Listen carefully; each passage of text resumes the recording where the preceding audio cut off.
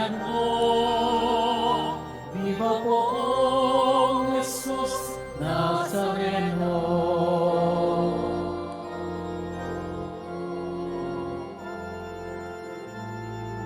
Tayo ngayon ay magtipon at sambahin ang poon.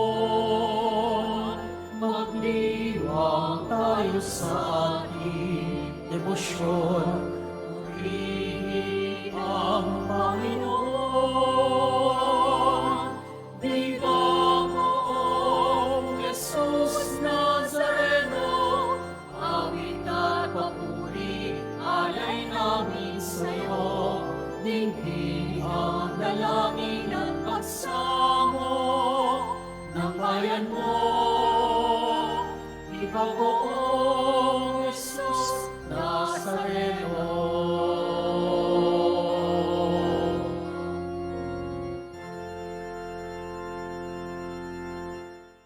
Sa ngalan ng Ama at ng Anak at ng Espiritu Santo, Amen. sumainyo ang Panginoon. At sumaiyo rin. Mga kapatid, daminin natin ang ating mga kasalanan upang tayo'y maging marapat gumanap sa banal na pagdiriwang.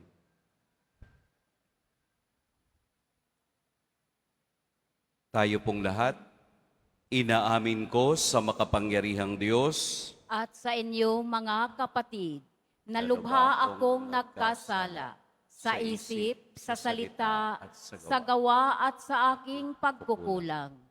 Kaya isinasamo ko sa mahal na Birheng Maria, sa lahat ng mga anghel at mga banal, at sa inyo, mga kapatid, na ako'y ipanalangin sa Panginoong ating Diyos.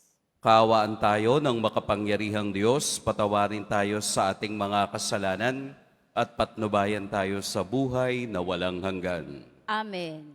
Panginoon, kaawaan mo kami. Panginoon, kaawaan mo kami. Kristo, kaawaan mo kami. Kristo, kaawaan mo kami. Panginoon, kaawaan mo kami.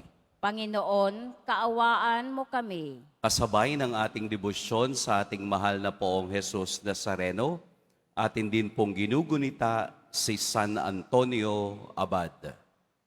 Manalangin tayo. Ama naming makapangyarihan, pinagbigyan mong ikaw ay mapaglingkuran ni San Antonio magsiupo Abad po ang na sa lahat. disyerto mamuhay. Pakundangan sa kaniyang pagdalangin, ikaw naway lubusang mahalin sa pagtalikod sa pansariling kaluwagan namin sa pamamagitan ni Hesukristo kasama ng Espiritu Santo magpa sa walang hanggan. Amen. Magsiupo muna ang lahat. Pagbasa mula sa sulat sa mga Hebreo.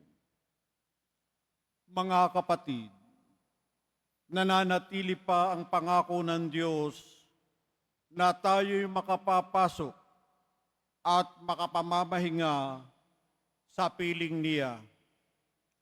Ngunit mag-ingat kayo, baka mayroon sa inyong hindi magkamit ng pangakong ito, sapagkat tulad nila'y napakinggan din natin ang mabuting balita, ngunit hindi nila pinakinabangan ang balitang kanilang narinig, sapagkat hindi nila ito pinaniwalaan.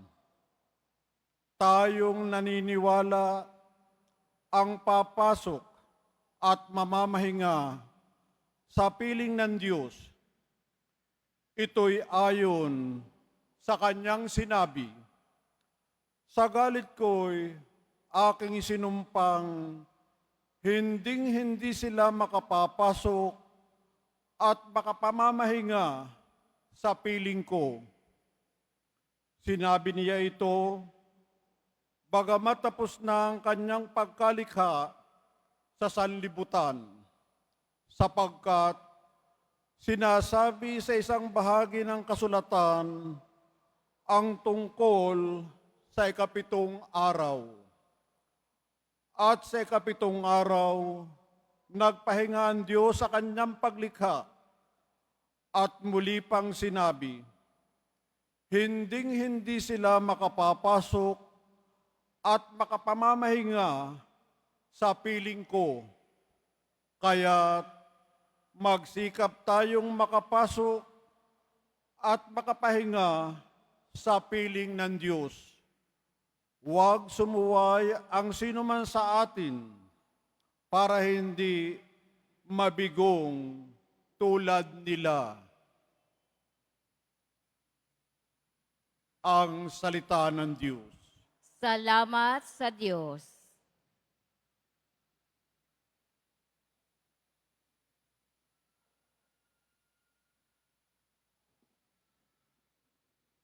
Hindi nila malilimot ang dakilang gawa ng Diyos. Hindi nila malilimot ang dakilang gawa ng Diyos. Ito'y aming narinig na, kaya naman aming alam. Nagbuhat sa aming nuno na ang sa amin isinaysay. Totoong kahanga-hanga ang tinutukoy na bagay, mga ginawang dakila ng Panginoong may kapal. Hindi nila malilimot ang dakilang gawa ng Diyos. Sa lahat ng lahi nila, ito'y dapat na iaral, at ang angkang susunod pa ay marapat na turuan. Sa ganito, masusunod nilang lagi yaong utos, ang matatag na pag-asay ilalagak nila sa Diyos, at ang dakila nilang gawa, hindi nila malilimot. Hindi nila malilimot ang dakilang gawa ng Diyos. Sa kanilang mga nuno, hindi dapat na pumaris, na matigas ang damdamin sa Diyos ay naghimagsik. Isang lahing di marunong magtiwala at magtiis, ang pag-asa ay marupok at kulang ang pananalig. Hindi nila malilimot ang dakilang gawa ng Diyos. Magsitayo na po ang lahat.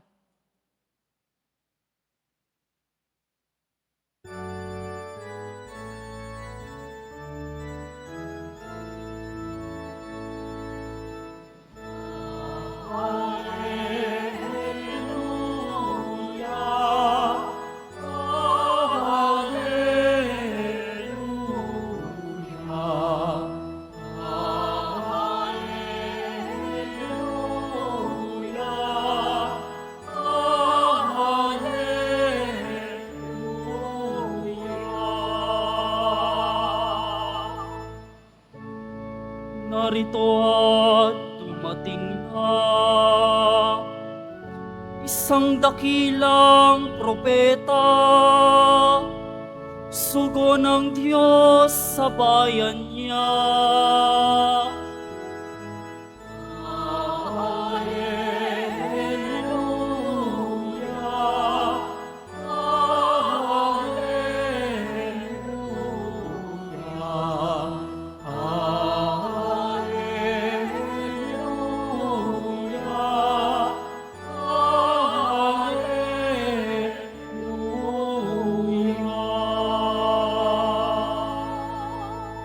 Sumainyo ang Panginoon. At sumaiyo rin. Ang mabuting balita ng Panginoon ayon kay San Marcos. Papuri sa iyo, Panginoon. Noong panahong iyon, bumalik si Jesus sa Capernaum at kumalat ang balitang siya'y nasa kaniyang tahanan. Kaya't nagkatipon ang napakaraming tao, ano pat wala nang matayuan kahit sa labas ng pintuan. Samantalang nangangaral si Jesus, may idinating na isang paralitikong dala ng 4 katao. Hindi nila ito mailapit kay Jesus dahil sa dami ng tao, kaya't binakbak nila ang bubong sa tapat niya at inihugos ang paralitikong nakaratay sa kaniyang higaan. Nang makita ni Jesus kung gaano kalaki ang kanilang pananalig, sinabi niya sa paralitiko, "Anak, ipinatatawad na ang mga kasalanan mo. May nakaupo roong ilang eskriba na nagsaloob ng ganito. Bakit nagsasalita ng ganito ang taong ito? Kalapastanganan sa Diyos iyan. Hindi ba't Diyos lamang ang nakapagpapatawad ng mga kasalanan? Talos ni Jesus ang kanilang iniisip, kaya't sinabi niya, hindi kayo nagsasaloob ng ganyan. Alin ba ang lalong madali? Ang sabihin sa paralitiko, ipinatatawad na ang mga kasalanan mo, o ang sabihing tumindig ka, dalhin mo ang iyong higaan at lumakad ka. Patutunayan ko sa inyo na dito sa lupa, ang anak ng tao ay may kapangyarihang magpatawad ng mga kasalanan. Sinabi niya sa paralitiko, tumindig ka, dalhin mo ang iyong higaan at umuwi ka. Tumindig naman ang paralitiko, binuhat ang kaniyang higaan at umalis, na nakikita ng lahat. Sila'y pawang nanggilalas at nagpuri sa Diyos. Hindi pa kami nakakikita ng ganito, sabi nila. Mga kapatid, ang mabuting balita ng Panginoon. Pinupuri ka namin, Panginoong Hesu Kristo. Magsiupo muna ang lahat. Magandang umaga po sa lahat. Atin pong purihin at dakilain ang ating Poong Jesus Nazareno. Do not underestimate the power of intercession. Ito yung gustong ibahagi ko sa inyo mula sa Ebanghelyo. Ano po yung intercession? Ang intercession ay yung ating pagdarasal in behalf of others. Yun bang mga taong wala ng kakayahan at nangangailangan ng panalangin, tayo ang nagdarasal para sa kanila. Yun yung intercession. Kaya tayo'y naniniwala sa mga taong madasalin. Kaya sinasabi natin sa iba, di ba? Minsan, niloloko pa natin. Ipagdasal mo ako, malakas ka sa Diyos. Di ba ganin yung mga idea na mga taong madasalin? Lalo na kapag sa pari ka humihingi ng dasal. Sabi, pagpadasal mo ko, Father, malakas ka sa Diyos. Para bang ang Diyos ay may favoritism? Wala po. Pantay-pantay ang pamamaraan ng Diyos at pakikinig ng Diyos sa ating mga panalangin. Sa mga taong hindi kayang manalangin at nangangailangan nito, the power of intercession enters in. Bakit po?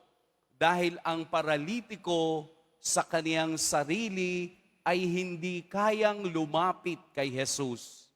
Ang nagdala sa kaniya ay ang 4 na tao upang siya ay mapagaling ni Jesus.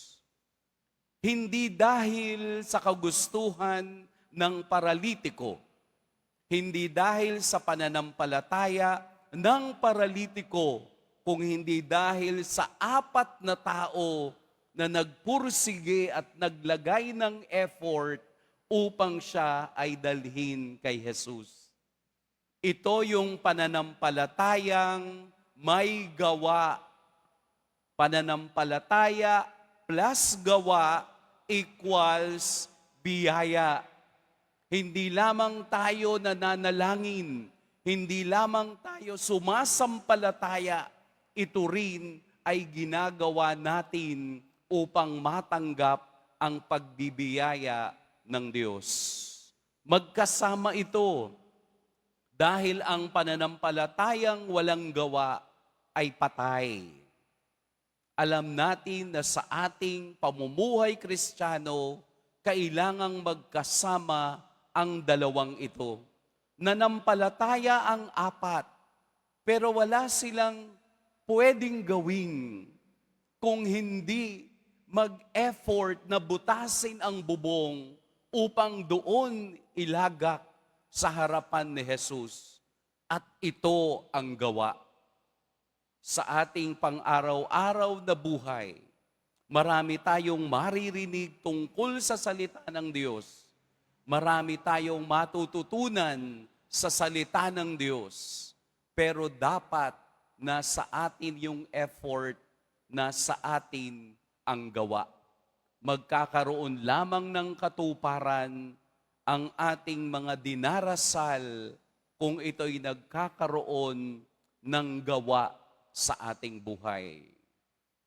Ang Ebanghelyo ay isang sitwasyong dapat din tayong matuto na kahit anong panalangin ay gagawin ko at ang panalangin iyon ay lalagyan ko ng gawa.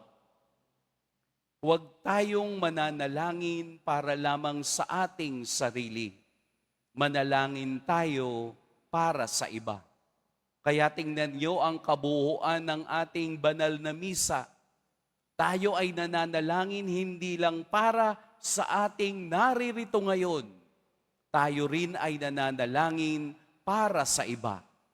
Ipinapanalangin natin ang Santo Papa, ang ating obispo, ang mga kaparian. Ipinapanalangin din natin ang lahat ng mga namatay.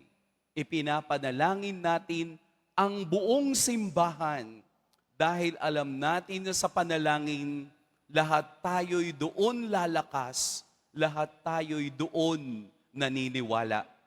Kaya dadalhin natin ang panalangin ito sa ating buhay at gagawa tayo ng bagay na maganda upang manatili ang pagbibiyaya ng Diyos.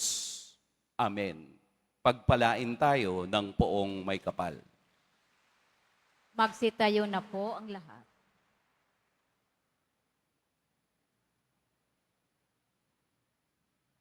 Minamahal kong mga kapatid, puno ng tiwala, tulad ng mga kaibigan ng paralitiko, ilapit natin sa Panginoon ang mga pangangailangan at mga hinaing ng simbahan at ng buong mundo. Ama, buhayin mo kaming muli. Ama, buhayin mo kaming muli. Ang simbahan naway gabayan ng Espiritu Santo sa kanyang pagsasagawa ng misyon ni Kristo na ipahayag ang kapatawaran ng mga kasalanan sa lahat ng mga naghahangad ng awa ng Diyos. Manalangin tayo. Ama, buhayin mo kaming muli. Ang kapayapaan sa puso ng mga lalaki at mga babae, naway itaguyod nating lahat sa pamamagitan ng ating pagiging handang magpatawad at kalimutan ng mga nagawang pagkakamali. Manalangin tayo. Ama, buhayin mo kaming muli. Tayong lahat naway maging handang dalhin si Kristo, lalo na sa mga taong nawasak ang buhay ng mapait na karanasan. Manalangin tayo. Ama, buhayin mo kaming muli. Ang mga may sakit at mga may kapansanan, naway patuloy na umasa at magtiwala sa Diyos na walang hinangad, kundi kagalingan at ang pagiging buo ng bawat isa. Manalangin tayo. Ama, buhayin mo kaming muli. Sa ilang sandali ng katahimikan, ating ipanalangin ang iba pang mga pangangailangan ng ating pamayanan, gayon din ang mga intensyon na inialay sa ating misa sa araw na ito, at isama rin natin ang ating mga pansariling kahilingan.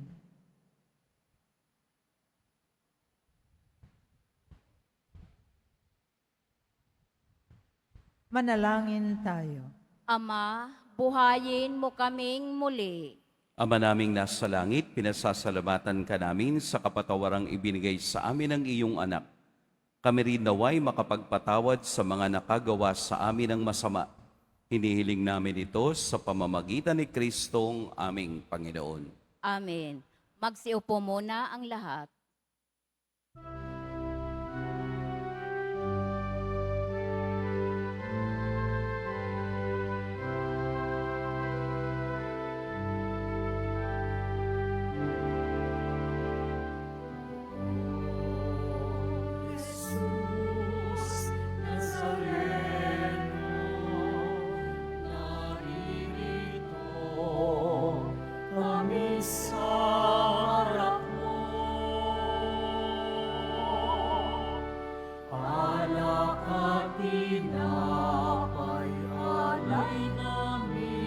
sa'yo. Mula sa tangkay ng ubas at butil ng trigo, upang maging dugo at katawan mo. Jesus Nazareno, alak at tinapay sa tanan ay nagbibigay buhay. Iyayang kaloob mo ay aming inaalay, aming hiling pagpapala, buhay at alisay. Magsitayo na po ang lahat. Manalangin kayo mga kapatid upang ang paghahain natin ay kalugdan ng Diyos amang makapangyarihan. Tanggapin nawa ng Panginoon itong paghahain sa iyong mga kamay, sa kapurihan niya at karangalan, sa ating kapakinabangan at sa buong sambayanan niyang banal. Ama naming lumikha, kalugdan mo ang alay ngayong si San Antonio'y aming ginugunita.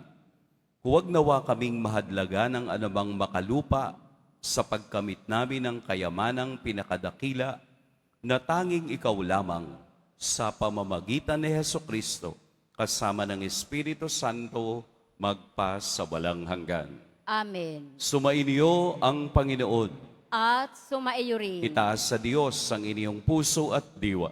Itinaas na namin sa Panginoon. Pasalamatan natin ang Panginoong ating Diyos. Marapat na siya ay pasalamatan. Ama naming makapangyarihan, tunay ngang marapat na ikaw ay aming pasalamatan. Ikaw ay nagniningning sa piling ng mga banal na ikinararangal mo sa kanilang kabutihan. Ibinibigay mo silang huwaran namin araw-araw at katuwang sa pagsamba sa iyong kamahalan. Sa pamamagitan ng anak mong si Hesukristo, kami naliligid na mga banal na tao.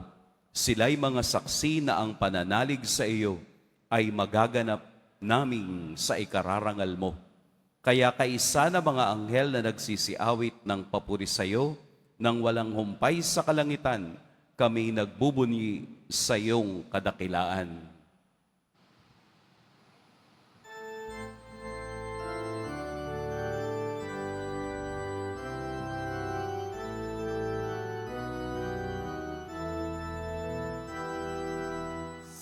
Santo, Santo, Santo, Panginoong Diyos ng mga hukbo, nabubuo ang langit at lupa ng kadakilaan mo. Hosana, Hosana, Hosana sa kaitaasan. Hosana, Hosana, Hosana sa kaitaasan. Pinagpalang kapanilig ko sa ngalan ng Panginoon. Hosana, Hosana, Hosana sa kaitaasan. Hosana, Hosana, Hosana sa kaitaasan.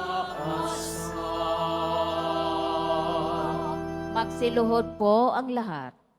Ama naming banal, ikaw ang bukal ng tanang kabanalan. Kaya't sa pamamagitan ng iyong Espiritu, gawin mong banal ang kaloob na ito upang para sa amin maging katawan at dugo ng aming Panginoong Hesukristo. Bago niya pinagtiis ang kusang loob na maging handog, hinawakan niya ang tinapay, pinasalamatan kaniya, pinaghati-hati niya iyon, iniabot sa kaniyang mga alagad at sinabi, Tanggapin ninyong lahat ito at kanin. Ito ang aking katawan na ihahandog para sa inyo.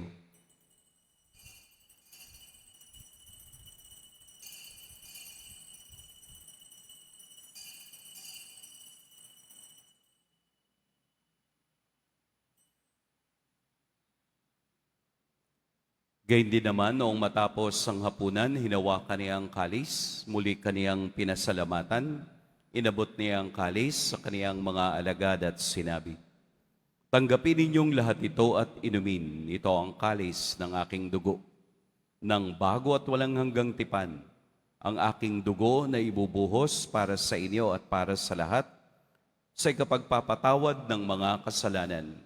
Gawin ninyo ito sa pag-alala sa akin."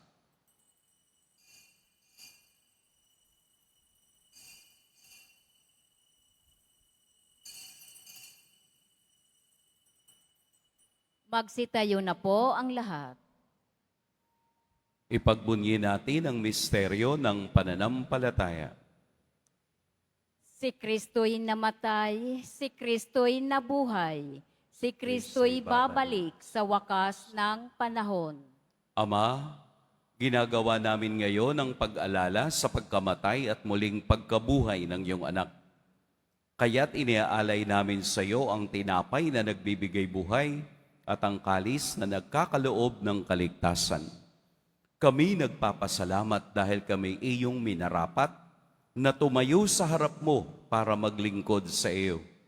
Isinasamo namin kaming magsasalo-salo sa katawan at dugo ni Kristo ay mabuklod sa pagkakaisa sa pamamagitan ng Espiritu Santo. Ama, lingapin mo ang iyong simbahang laganap sa buong daigdig. Puspusin mo kami sa pag-ibig kay San Francisco na aming Papa at ni Jose na aming Obispo at ng Tanang Kaparian. Alalahanin mo rin ang mga kapatid naming nahimlay nang may pag-asang sila'y muling mabubuhay, gayon din ang lahat ng mga pumanaw.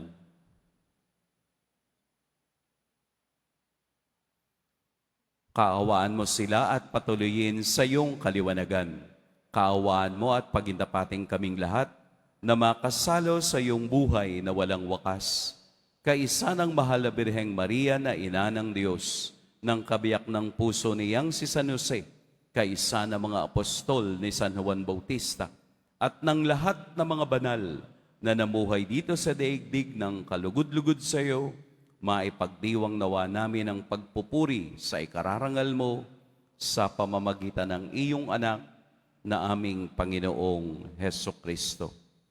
Sa pamamagitan ni Kristo, kasama niya at sa Kaniya, ang lahat ng parangal at papuri sa iyo, Diyos Amang makapangyarihan, kasama ng Espiritu Santo, magpa sa walang hanggan.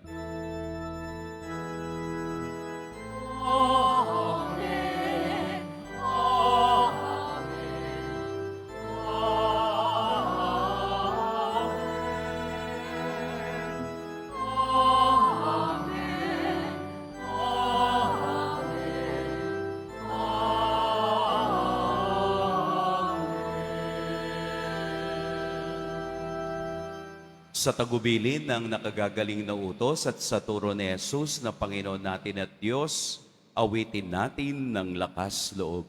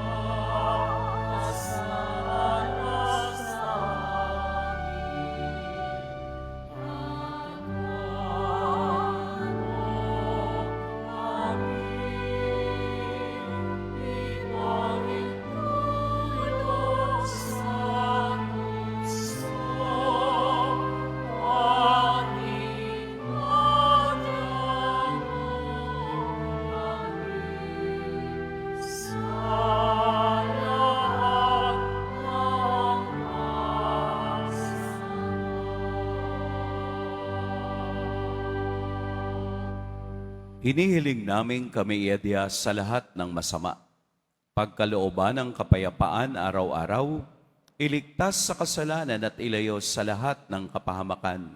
Samantalang aming pinananabikan ang dakilang araw ng pagpapahayag ng tagapagligtas naming si Heso Kristo.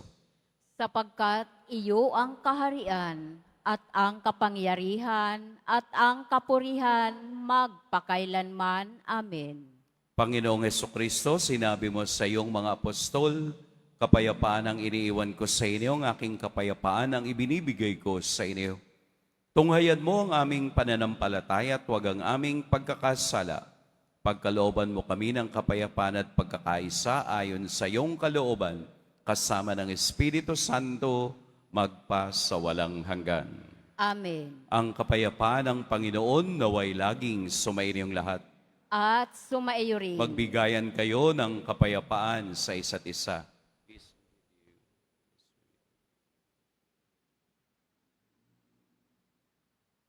Kordero ng Diyos na nag-aalis ng mga kasalanan ng sanlibutan, maawa ka sa amin.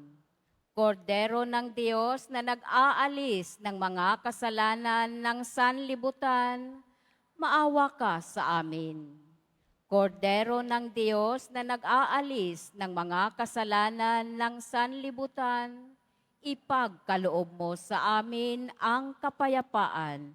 Magsiluhod po ang lahat. Narito si Jesus, ang Diyos na patuloy na nagpapagaling at nagpapatawad ng mga kasalanan. Ito ang kordero ng Diyos. Ito ang nag-aalis sa mga kasalanan ng sanlibutan. Mapapalad ang inaanyayahan sa kaniyang piging. Panginoon, hindi ako karapat-dapat na magpatuloy sa iyo. Ngunit sa isang salita mo lamang ay gagaling na ako.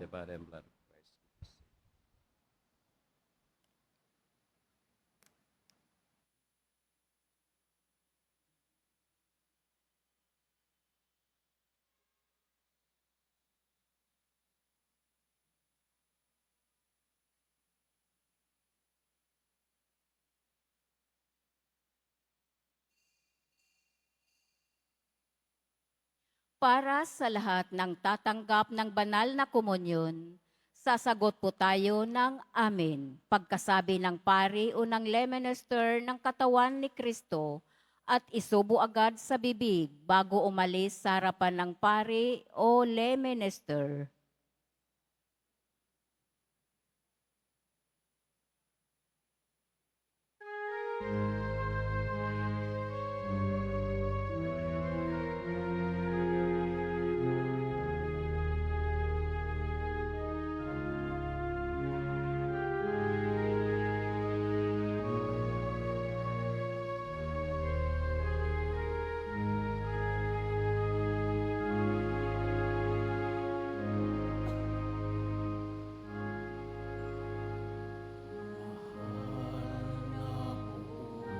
Jesus Nazareno, kasalanan namin minasan mo. Buhay mo ang naging sakripisyo, kabayaran sa bayang nagsusumamo.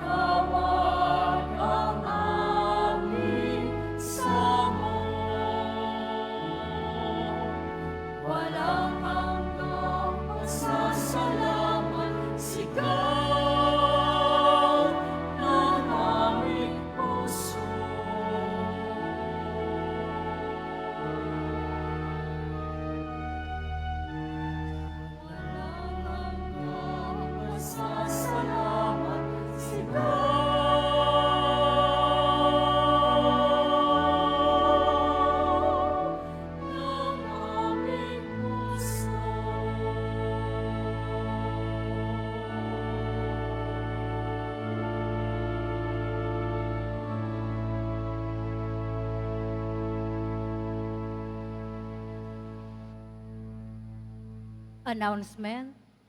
Muling ibinabalik ng Quiapo Church ang Iloilo Pilgrimage Batch 2 sa darating na ika-18 hanggang ika-20 ng Pebrero. Halina't magdasal at maglakbay sa iba't ibang simbahan at makasaysayang lugar sa lalawigan ng Iloilo. Ang mga flyers ay available sa ating information card katabi ng ating finance office. Maaari din kayong tumawag sa numerong 0927-819-5959. Para sa karagdagang impormasyon, ito po ay limited slots only. Pagkatapos ng misa, wiwisikan po ang lahat ng banal na tubig. Pinakikiusapan ang lahat na manatili lamang muna sa inyong mga lugar.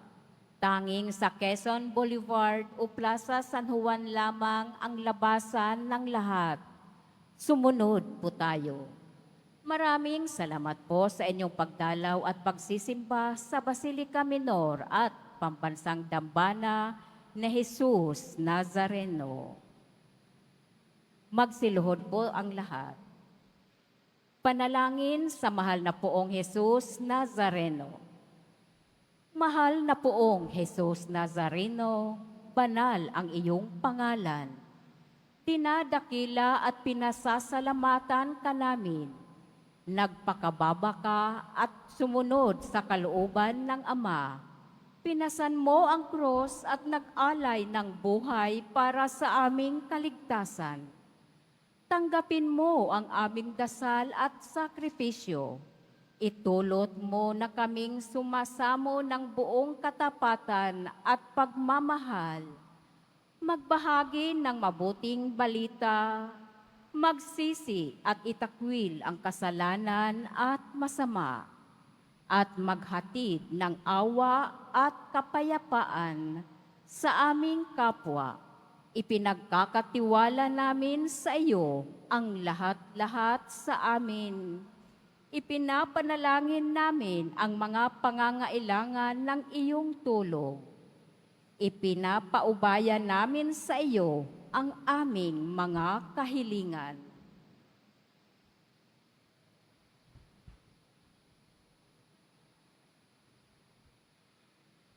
Itong aming pagdedebosyon at panata ay lalo nawang magpalapit sa iyo, sa iyo at aming kapwa, upang nagmamahal at nagkakaisa kaming magtaguyod ng iyong kaharian dito sa lupa hanggang sa langit, na aming tunay na tahanan kung saan naghahari ka sa kaluwalhatian magpasawalang hanggan.